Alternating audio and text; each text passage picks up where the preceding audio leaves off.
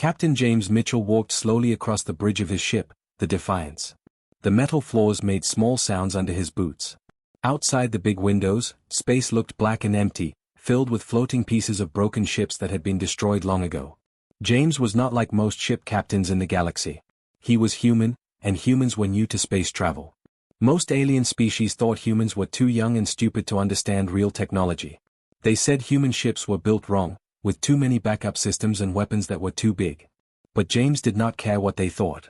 His crew was small but good. Lieutenant Emma Roberts sat at the navigation controls, her blonde hair tied back as she watched the computer screens. Commander Thomas Blake stood near the weapons station, his dark eyes always checking for danger. Chief Engineer Kate Wilson was down in the engine room, making sure their human-built systems kept working. "Captain," Emma said, looking up from her screen. "I am seeing something strange out there. That big piece of metal is giving off energy signals." James moved to look at her screen. In the debris field, one piece of wreckage was much larger than the others.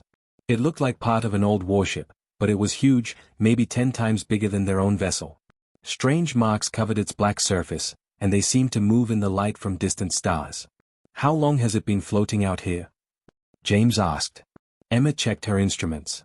"The computer says maybe 10,000 years, sir. But that cannot be right.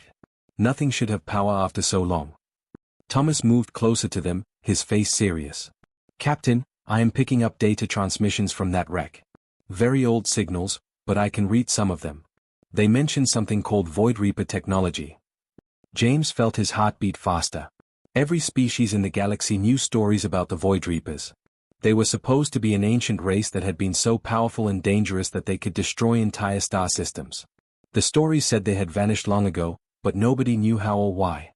Most aliens believed the stories were just myths to scare children. "Are you sure about those signals?" James asked. Thomas nodded. "Yes, sir. The translation programs are working on the rest, but Void Reaper is clear. There are also references to weapon systems and something called a Guardian intelligence." Kate's voice came over the communication system from the engine room.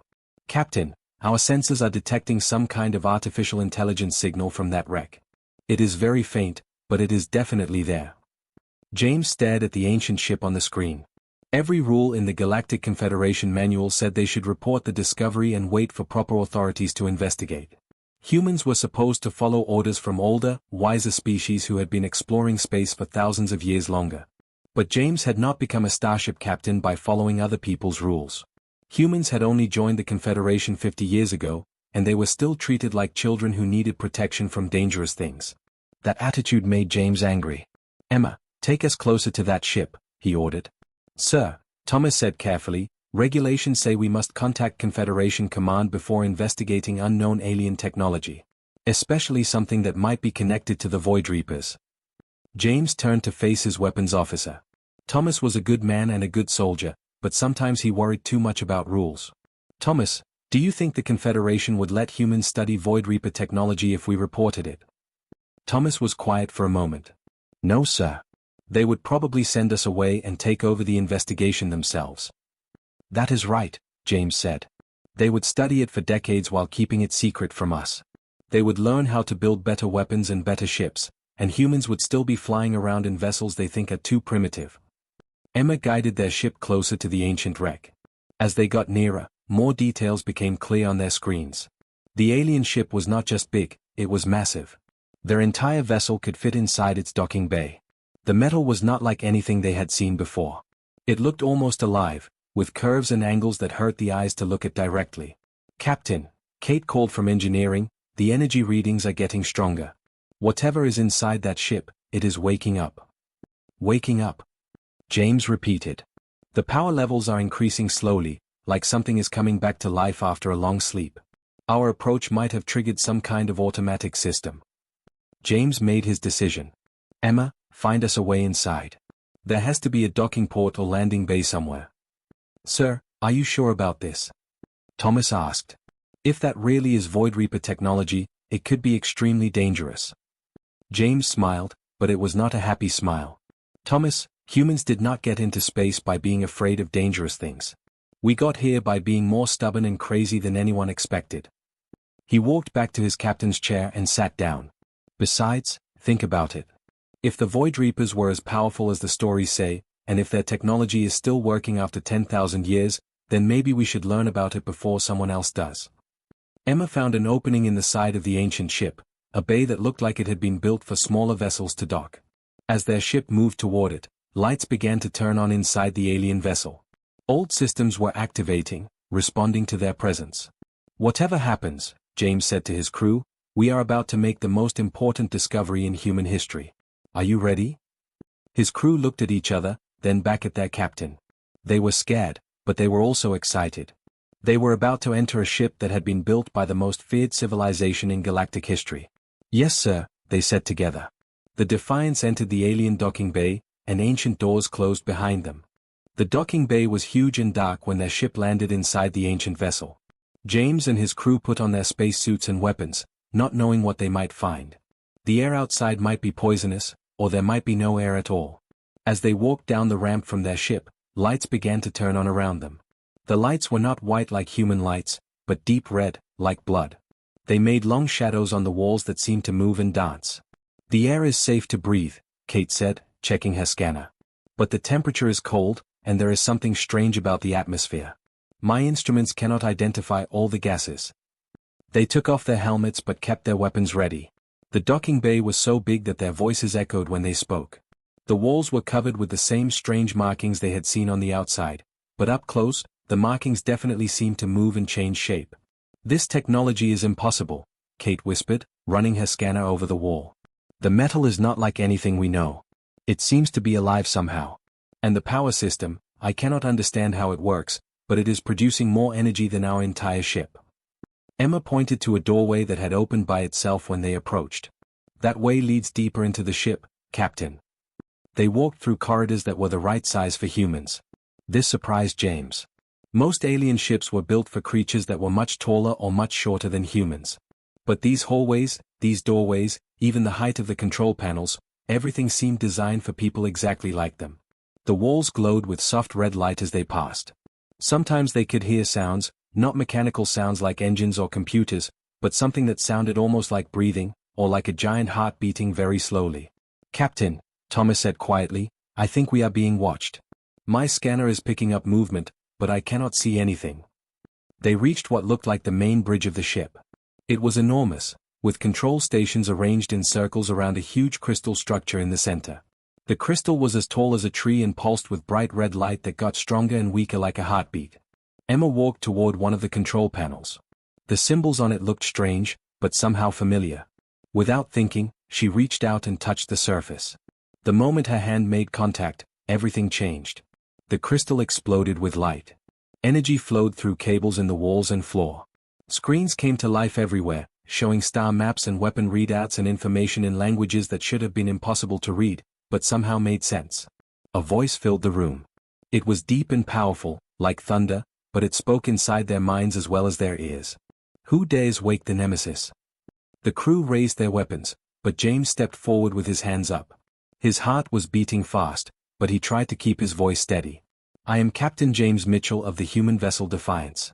We found your ship floating in space. We did not mean to wake you. There was silence for a long moment. Then the voice spoke again, and it sounded surprised. Humans?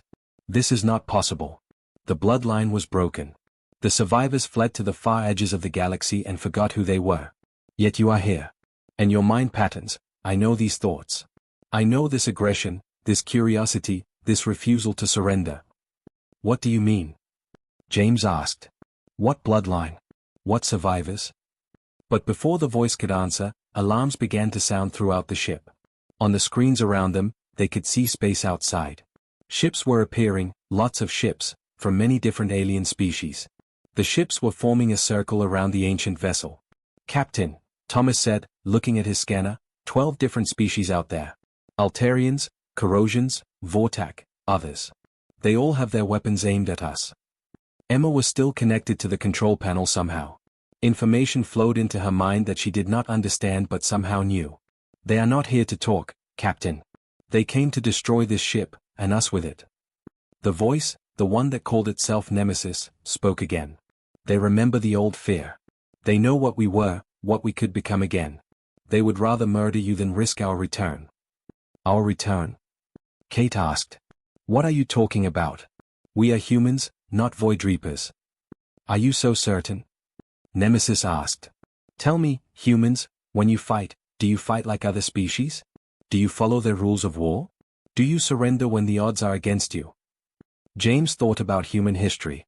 About how humans had fought each other for thousands of years with weapons that got deadlier and deadlier.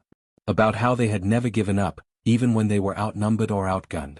No, he said quietly. We do not surrender. And when you build your ships, do you build them like other species? With efficient, logical systems? Kate shook her head. No. We build them with backups for the backups. We over-engineer everything. Other species say we waste resources. Because you know that in a real fight, efficient systems fail. Only overwhelming force and redundant systems survive. This is not human thinking. This is Void Reaper thinking. The first shots from the alien fleet struck the hull of the ancient ship. But instead of causing damage, the impacts seemed to feed energy into the ship's systems. The lights got brighter, the crystal pulsed faster, and James felt something awakening in his mind, knowledge that was not his, but somehow belonged to him. They have made their choice, Nemesis said. Now you must make yours. Will you flee like the frightened children they believe you to be? Or will you remember who you really are? James looked at his crew. Emma's eyes were glowing with the same red light as the crystal. Thomas had moved to a weapon station and his hands were moving over controls he had never seen before. Kate was connected to engineering systems that should have been impossible to understand. But they were understanding them. All of them. We fight, James said. The ancient ship came fully alive around them. Admiral Korvek of the Altarian fleet watched the ancient ship on his main screen. He was old and had fought in many wars, but he had never been so afraid. Around his flagship, ships from 12 different species waited for his orders. They had come together for one purpose, to destroy the humans before they could learn to use Void Reaper technology. All ships, prepare to fire, Korvek commanded. We end this now, before it spreads. Inside the ancient vessel, James felt strange. His hands moved over the alien controls like he had used them his whole life. Information flowed into his mind, star charts, weapon systems, battle tactics that were thousands of years old but felt as familiar as his own memories. Thomas, can you operate the weapons? James asked. Thomas was standing at a station covered with red crystals and strange symbols. Yes, sir. I do not know how, but I understand everything. These weapons are not like anything in our databases. Emma was connected to the navigation system. Captain, I can see their formation. 12 ships in a standard siege pattern. They think we are trapped. Kate's voice came over the communication system from deep in the ship. Power levels are increasing beyond anything I have ever seen. This ship has been sleeping, but now it is fully awake. On the screens around them, they could see the alien fleet opening fire. Hundreds of energy beams and missiles streaked toward the ancient ship. James expected explosions and damage, but something incredible happened instead. The weapons struck the hull and simply disappeared. The energy was absorbed into the ship's systems, making everything brighter and more powerful. The ancient vessel had shields, but they were not like normal shields. They turned enemy attacks into fuel. Impossible, Admiral Korvek whispered as he watched his fleet's weapons vanish harmlessly against the enemy hull. Nemesis spoke in James's mind. Show them why the galaxy once feared us. Use the reality cannons. James did not know what reality cannons were, but his hands moved to the right controls anyway. As he activated the weapons, he felt the ship around him change. Space itself began to bend and twist around the ancient vessel. Target their flagship, James ordered. Thomas smiled, and for a moment he looked like a different person, someone older and more dangerous. Yes, sir. Firing reality cannon. What happened next was beyond anything the Galactic Confederation had ever seen. The ancient ship did not fire normal energy beams. Instead, it fired something that changed the laws of physics in a small area around Admiral Korvek's flagship. The Altarian vessel began to twist and bend as space around it became unstable. The ship's engines stopped working because the laws of motion no longer applied in that region of space. The crew inside found themselves floating in random directions as gravity became confused. What is happening? Korvek screamed into his communication system. But his fleet had no answers. They were too busy running. Emma laughed as she watched the alien ships trying to escape. They are breaking formation. Half of them are already jumping to hyperspace. Do not let them all escape, James said. His voice was calm, but there was something cold in it that had not been there before. The galaxy needs to see what happens to those who threaten us. The ancient ship moved through space like it was swimming through water. Normal physics did not seem to apply to it. Emma guided it toward the fleeing ships, and they could not run fast enough. Thomas fired weapon after weapon. Some shots created black holes that lasted for a few seconds, swallowing enemy vessels whole. Other shots made enemy ships phase out of normal reality, trapping them between dimensions. The most terrible weapons simply made ships stop existing, as if they had never been built. Kate watched the power readings from engineering. "Captain, we are not just using their technology. We are improving it as we fight. The ship is learning from us, and we are learning from it." On the bridge of his dying flagship, Admiral Korvek sent out a desperate message to all ships in the galaxy. "This is Admiral Korvek of the Confederation Fleet. The humans have awakened Void Reaper technology. They are not just using it, they understand it like it belongs to them. All ships must avoid human space. Do not engage. Repeat, do not engage." The message was his last act. A moment later, his ship was pulled into a space-time fold created by the ancient vessel's weapons. The flagship disappeared, taking Korvek and his crew to a place between dimensions where they would drift forever. Of the 12 species that had come to destroy the humans, only 3 ships escaped. They fled to the far reaches of the galaxy, carrying news that would change everything. James stood on the bridge of the ancient ship, watching the last enemy vessels disappear into hyperspace. Around him, his crew worked at stations they had never seen before but somehow mastered completely. The battle had lasted less than 2 hours, but everything was different now. "Nemesis," James said to the air, "what have we become?" The eye's voice was warm now, almost proud. "You have become what you always were, James Mitchell. The inheritors of the most powerful civilization this galaxy has ever known. Your ancestors built this ship, and thousands like it. They conquered star systems and reshaped reality itself." Emma looked at her hands, which still glowed with red energy from touching the controls. "Why did we forget? Why did humans become primitive?" "Because your ancestors chose to forget," Nemesis explained. "When the Void Reaper civilization fell, some survivors fled to a distant world and gave up their technology. They wanted their children to have a chance at peace. But the blood remembers. The instincts remain." Thomas was examining weapon systems that could destroy planets. "And now we are awake again." Kate emerged from engineering, her eyes bright with new knowledge. "Captain, this ship is just one of hundreds hidden throughout the galaxy. I know where they are now. I can wake them up." James looked out at the stars and felt something he had never felt before, the weight of unlimited power. The galaxy had tried to destroy humanity out of fear, and now that fear would become reality. But with power came responsibility. The question was, what would they do with it? The news traveled across the galaxy faster than the fastest ships. Within days, every species in the Galactic Confederation knew that humans had destroyed a coalition fleet using ancient Void Reaper technology. Fear spread from world to world like a disease. On the capital planet Centauri Prime, the Galactic Council met in emergency session. Representatives from dozens of species filled the Great Hall, their voices rising in panic and anger. Some demanded immediate war against humanity. Others wanted to negotiate. All of them were terrified. Elder Valeth of the Corrosion Archive was very old, even by the standards of her long-lived species. She had been the keeper of forbidden knowledge for over 800 years. As the council members argued and shouted, she sat quietly in her chair, knowing that the time had come to reveal secrets that had been hidden since before most civilizations had learned to build spaceships. "Silence," she said, and though her voice was soft, it carried to every corner of the Great Hall. The arguing stopped. When Elder Valeth spoke, everyone listened. She stood slowly, her ancient body supported by a walking stick made from crystal. "You want to know how primitive humans mastered Void Reaper technology so quickly? You want to know why they fought like they had been using those weapons their whole lives? I will tell you the truth, though it will frighten you more than anything you have heard today." The hall was completely quiet. Even the air recycling systems seemed to hold their breath. "The Void Reapers did not simply vanish 10,000 years ago," Valeth continued. "When their Great War ended and their civilization collapsed, most of them died. But some escaped. A small group of survivors took primitive ships and fled to the edge of the galaxy, to a system so remote that no one would ever find them." Ambassador Korvax of the Altarians leaned forward. "What does this have to do with humans?" Valeth's ancient eyes turned toward him. "That system was called Sol. The planet they settled on was called Earth. The silence that followed was so complete that several council members thought they had gone deaf.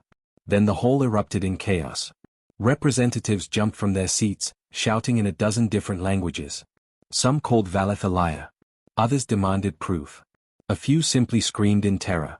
Meanwhile, aboard the ancient ship now called Nemesis, James sat in what had once been the captain's quarters. The room had changed itself to fit human needs, growing a bed and chair and desk from the living metal walls. But James was not sleeping. He was learning. Information flowed into his mind from the ship's vast databases. He saw the history of the Void Reaper civilization, their rise from a single planet to masters of 1,000 worlds. He saw their wars, their technology, their philosophy that strength was the only truth that mattered in the universe. But he also saw their end. The great civil war that tore their empire apart. The planets burned by reality-destroying weapons. The survivors who looked at what they had become and chose exile over power. Emma found him there, staring at holographic images of ancient battles. She had changed since touching the ship's controls. Her eyes now held flecks of red light, and she moved with a grace that seemed almost predatory. "You are learning about our ancestors," she said, sitting in a chair that grew from the floor to support her. "They were monsters," James said quietly. "They destroyed entire star systems because those systems would not surrender. They built weapons that could unravel the fabric of space itself. They turned war into an art form." Emma nodded. "But they were also builders. They created technologies that we still do not fully understand.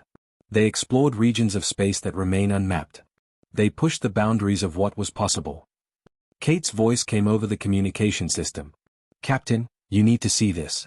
I have been analyzing the ship's memory banks. There are not just hundreds of hidden Void Reaper ships, there are thousands. Entire fleets sleeping in dead systems, waiting for someone with the right genetic markers to wake them up." Thomas joined them in the captain's quarters. His transformation was the most dramatic of all. The mild-mannered weapons officer had been replaced by someone who looked like he could command armies. "I have been studying their battle tactics," he said. "Everything we did in the fight with the Coalition fleet, those were not human strategies. They were Void Reaper strategies, passed down through genetic memory." James stood and walked to the window that showed the stars outside. "Nemesis, tell me the truth. Are we still human?" The eye's voice filled the room. "You are what humans were always meant to become. Your ancestors suppressed their true nature, but they could not eliminate it completely. Every generation, the genetic memories grew stronger. Your species' rapid technological development, your tendency toward over-engineering, your refusal to accept defeat, these traits marked you as Void Reaper descendants." "Why now?" Emma asked. "Why are we changing now?" "Because the galaxy needs you," Nemesis replied. "The Confederation has grown weak and complacent. They avoid conflict instead of facing it. When real threats arise, they run instead of fighting. But storms are coming from beyond the galactic rim, threats that will require Void Reaper strength to defeat." Back on Centauri Prime, Elder Valeth continued her revelation to the horrified council. The humans who joined our Confederation 50 years ago showed all the signs. Their aggression, their adaptability, their complete disregard for conventional wisdom. We should have recognized them immediately. "Then why did we not?" demanded the corrosion representative. "Because we wanted to believe the nightmare was over," Valeth replied. "We told ourselves that the Void Reapers were extinct, that their survivors had died out or become something harmless. We ignored the evidence because we were afraid of what it meant." She activated a holographic display that showed genetic analysis data. "I have compared human DNA with samples preserved from ancient Void Reaper sites. The match is 97%. Humans are not a young species learning to explore space. They are an ancient species remembering who they used to be." The revelation changed everything. The galaxy's newest members were actually its oldest and most dangerous residents. The species that everyone had treated like curious children were the inheritors of the most feared civilization in galactic history.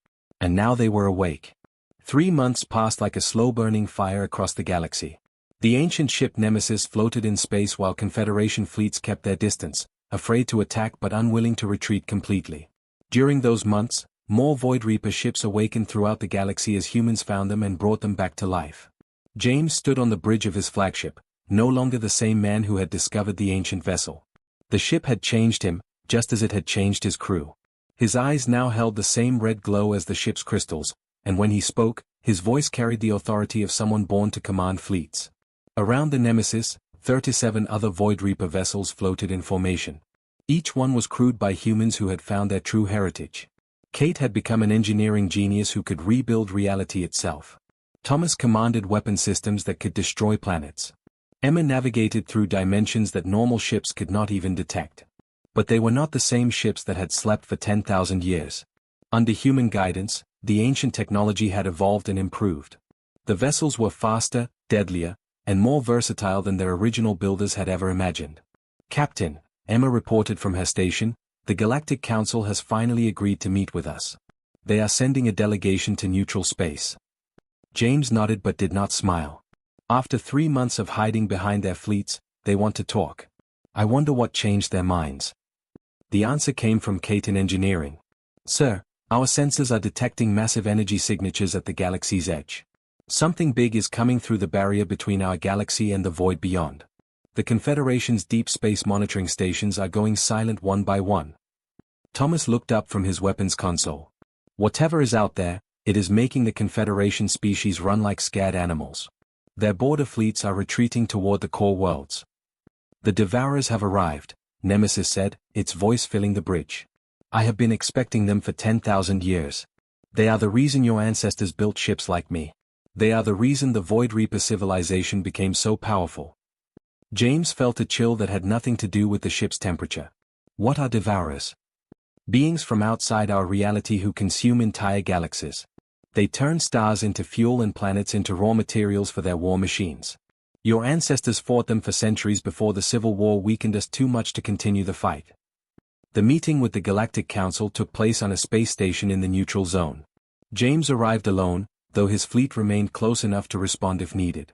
The council chamber was filled with representatives from every major species, but the atmosphere was very different from normal diplomatic meetings. These beings, who had once looked down on humanity as primitive newcomers, now watched James with a mixture of fear and desperate hope.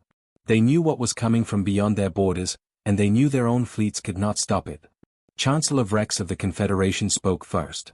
"Admiral Mitchell, we have received reports of massive alien vessels destroying our outer colonies.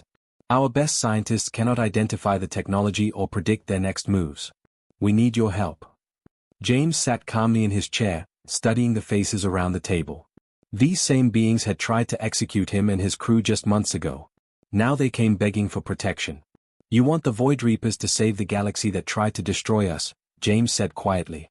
"Why should we care what happens to species that would rather see us dead?" Elder Valeth leaned forward. "Because despite everything that has happened, you are not monsters. You have power beyond imagination, but you have not used it for conquest. You have not attacked civilian targets or enslaved other species. You are still human, despite your awakened heritage." "The Devourers will not make such distinctions," James replied. "They will consume everything, Confederation worlds and human worlds alike. But you are right about one thing. We are not monsters, even if we are no longer entirely human." He stood and walked to the great window that showed the stars beyond. In the distance, he could see flashes of light as Devourer ships destroyed another solar system. "The galaxy needs new leadership," James said. "The old Confederation is based on age and tradition rather than ability and strength. It has made you all weak and unprepared for real threats. If you want our protection, things must change." "What do you want?" Chancellor Vrex asked. "A new government based on merit, not politics. Species that can fight will be given military commands. Species that can build will be given engineering projects. Species that can lead will be given authority over those who cannot. And humans will be in charge of everything," said the Altarian representative bitterly. James turned back to face the council. "Humans will do what needs to be done. If that means we lead, then we lead. If that means we fight, then we fight. If that means we die protecting worlds that once wanted us destroyed, then we die. But we do not run from hard choices." The debate lasted for hours, but in the end, the galaxy had no choice. The Devourer fleet was vast and unstoppable by conventional means. Only Void Reaper technology could match their power. 6 months later, the galaxy was very different. Human fleets patrolled the border regions while mixed crews operated new ships built with ancient technology. The Confederation still existed, but it was no longer the weak, bureaucratic organization it had been. When the final battle came, it lasted 3 days and covered half the galaxy. Devourer ships that could swallow planets whole fought against Void Reaper vessels that could rewrite the laws of physics. In the end, humanity's awakened power proved stronger. James stood on the bridge of the Nemesis, watching the last Devourer ship disappear into the void between galaxies. Around him, his crew monitored reports from across their territory. The galaxy was safe, but it would never be the same. "We have become what our ancestors were," he said to Nemesis. "Guardians of the galaxy, whether the galaxy wants us or not." "Yes," the AI replied. "But you have also become something they never were. You are guardians who remember what it means to be mortal, who understand that power must be balanced with mercy." The stars outside looked peaceful now, but James knew that peace was temporary. There would always be new threats, new challenges that required Void Reaper strength to face. Humanity had found its place in the galaxy, not as the primitive newcomers they had pretended to be, but as the ancient protectors they had always been destined to become.